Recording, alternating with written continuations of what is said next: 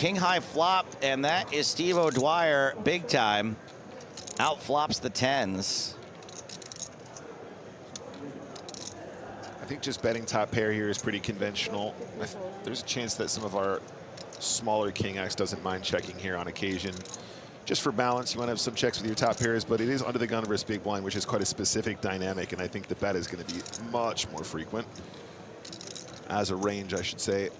Tens, what are you going to do? You got to stick around at least.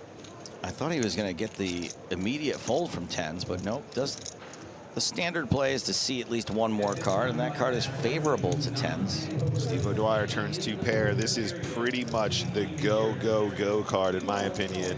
Suddenly, we're getting value from king X, as well as 8X, as well as clubs, as well as straight draws. Two pair now, second pair. That's right, as well as some combinations. Sometimes people will end up in the big blind here with hands like 6-9 of clubs. And Steve just says, I bet this many. Kaboom, that's 100K into a pot of 85. This is just rude, I think. Steve O'Dwyer, very polite man.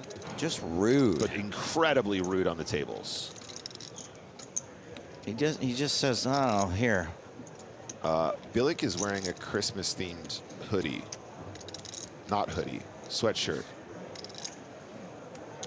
Billick, will he bite at it? Billick getting bilked. Oh my goodness. I really feel for Billick though here. He's gonna have the best hand plenty, and this is the size that Steve would use as a bluff. God, for sure. Steve's so good. He is just so crazy good, and it's incredible to watch. River's a 9, it's a club. Does that frighten Steve O'Dwyer at all? Well, this is possibly a danger zone spot for Steve O'Dwyer. He managed to get a lot from this pot already. Does he want to blast off into the clubs potentially, or does he want to try and go for more value?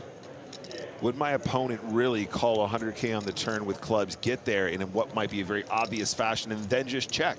Is there information to be had from that? Does Steve O'Dwyer work it out?